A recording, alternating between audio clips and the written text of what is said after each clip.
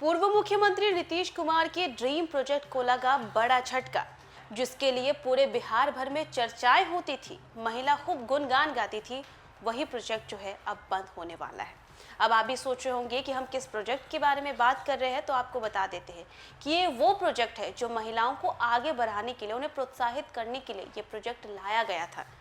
इस प्रोजेक्ट के तहत ही कई सारे महिलाओं ने अपना रोजगार शुरू किया था और ये प्रोजेक्ट है जीविका दीदी की रसोई। जी हाँ, जीविका दीदी की रसोई, जो कि पुलिस महकमे में इसे बंद कर दिया गया है, जिसकी वजह से पूर्व मुख्यमंत्री नीतीश कुमार के ड्रीम प्रोजेक्ट को बड़ा झटका लगा है। इसे लेकर के मुख्यमंत्री नीतीश कुमार ने बड़ा ड्रीम देखा था कि महिलाओं को कैसे आगे बढ़ाना है, महिला खुद से कैसे आगे बढ़ सकती है बिना किसी के सहारे की। और देखिए अब ये बंद हो रहा है। इसके पीछे की वजह क्या है, चलिए आपको बताते हैं। बिहार के पूर्व मुख्यमंत्री नीतीश कुमार जिस जीविका मॉडल को राज्य में महिला सशक्तिकरण का सबसे मजबूत स्तंभ मानते थे, उसी योजना को बड़ा झटका लगा है। गृह विभाग के अंतर्गत संचालित होने वाली दीदी की रसोई की सेवाओं को बंद करने का फैसला लिया गया है और इस संबंध में आधिकारिक पत्र भी जारी कर दिया गया है, जिससे जीविका के इस बहुचर्चित मॉडल के भविष्य और इसके प्रबंधन को लेकर के कई गंभीर सवाल खड़े हुए हैं।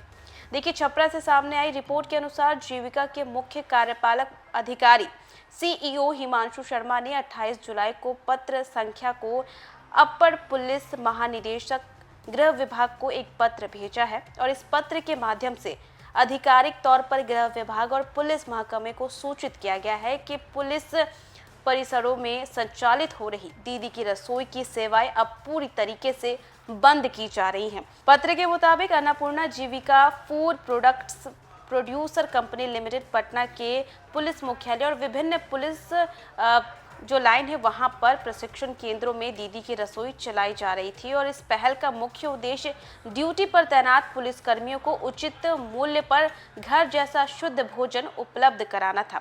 साथ ही इसके जरिए राज्य की ग्रामीण महिलाओं को आत्मनिर्भर बना करके उनकी आजीविका का एक मजबूत साधन प्रदान करना भी शामिल था।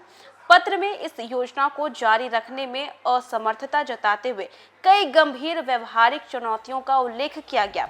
विश्लेषण में पाया गया है कि कई इकाइयां लंबे समय से घाटे में चल रही थी और उनका संचालन आर्थिक रूप से व्यवहारिक नहीं रहा। इसके अलावा पुलिस विभाग में दीदी की रसोई को सुचारू रूप से चलाने के लिए आवश्यक बुनियादी ढांचे यानी इंफ्रास्ट्रक्चर और संसाधनों का भी भारी अभाव देखने को मिला। सेवाएं ठप होने का एक बड़ा कारण प्रशासनिक और वित्तीय सुस्ती भी रही है।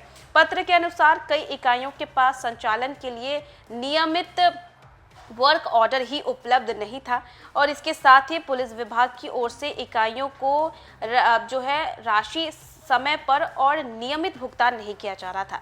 जीविका के CEO ने गृह विभाग से अनुरोध किया है कि बंद करने की प्रक्रिया को पूरे करने के लिए लंबित बकाया राशि को जल्द से जल्द जारी किया जाए। पूर्व मुख्यमंत्री नीतीश कुमार ने जीविका दीदियों के माध्यम से अस्पताल से लेकर के विभिन्न सरकारी विभागों तक रोजगार का एक बड़ा नेटवर्क तैयार किया था।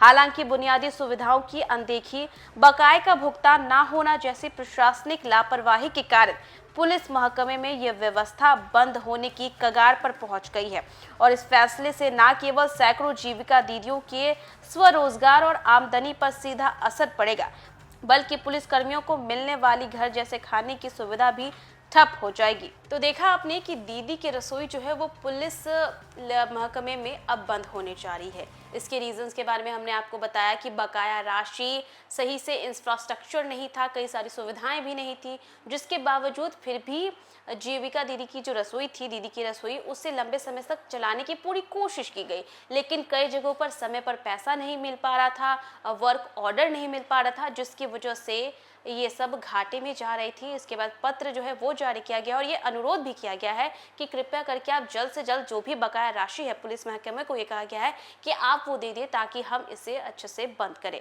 अब देखना ये होगा कि क्या सरकार इसे दोबारा से चालू कराने के लिए कोई फैसला लेती है, वरना देखिए कई सारे महिलाओं को जहां रोजगार मिल रहा था, अब वो रोजगार भी छिन जाएगा और इसी के साथ साथ जिन पुलिस कर्मियों को घर का खाना मिल रहा था, शुद्ध खाना मिल रहा था, वो भी अब नहीं मिल पाएगा। तो फिलहाल के लिए बस इतना ही। न्यूज़ फॉर नेशन पे खबरों का सिलसिला लगातार जारी रहेगा। तब तक के लिए नमस्कार।